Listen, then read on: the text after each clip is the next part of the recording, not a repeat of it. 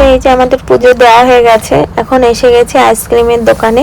আমরা ভেবেছিলাম পুজো দিয়ে আমাদের সামর্থ্য অনুযায়ী সবাইকে কিছু খাওয়াবো। তো এখানে অনেকগুলো আইসক্রিম নিয়ে নিলাম। তোমাদের দাদাভাই যে নিচ্ছে।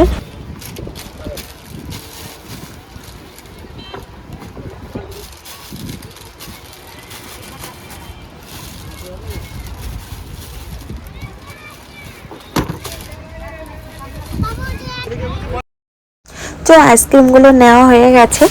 এখন এই যে বাবুর হাতে দিয়েছি আর তোমাদের দাদাভাইয়ের হাতে, কিন্তু বাবুর হাতে দেওয়া যাবে না, ওটা আমি নিয়ে দেব, বাবু দিতে পারবে না।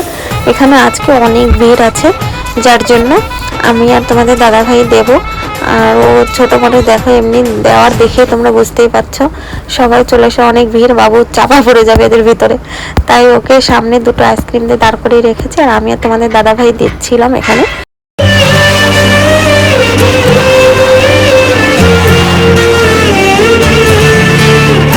আজকে খুশির দিনে তোমারই আগমনে ধন্য হলো এ ভূমি যে।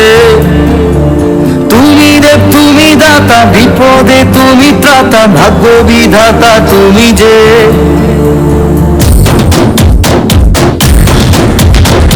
আজকে খুশির দিনে তোমারই আগমনে ধন্য হলো এ ভূমি যে। তুমি দেব। তারপরে দেখো এখানে কি অবস্থা, তোমাদের দাদাভাই এক এক করে সবাইকে দিচ্ছিল, আর একটা বাচ্চা এসে সবগুলো নিয়ে দৌড় মারছিল ওর হাতে। তো এই যে আমাদের বিয়ে 5 বছর হয়ে গেছে। তোমাদের দাদাভাই সবসময় আমার প্রায় বলে যে যখন আমি পারবো আমার সামর্থ্য অনুযায়ী সবাইকে আমি দান ধ্যান করবো, এটা আর অনেক দিনের ইচ্ছা।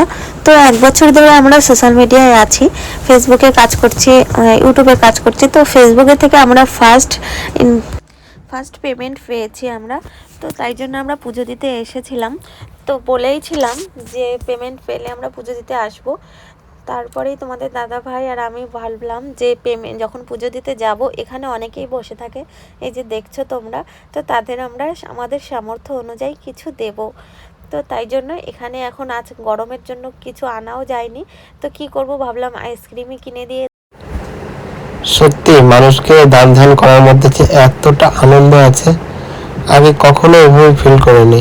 হয়তো রাস্তাঘাটে ছোট বড় যা হোক কিছু দেওয়ার চেষ্টা করি 1-2 জনকে, কিন্তু এখানে আমি একসঙ্গে কমসে কম অনেকগুলো মানুষকে খুশি করার চেষ্টা করেছি আমি আমার সামর্থ্য অনুযায়ী। ভগবান তুমি এইভাবে আমাকে সাপোর্ট করো, আমি যেন আগের দিনগুলোতে এরা যে দিন দুঃখী মানুষগুলো আছে এদের মুখে যেন হাসি ফোটাতে পারি, এইভাবে যেন সারা জীবন সবাইকে দান ধ্যান করতে পারি। সবাই আমাকে এভাবে আশীর্বাদ করো আগামী দিনেও।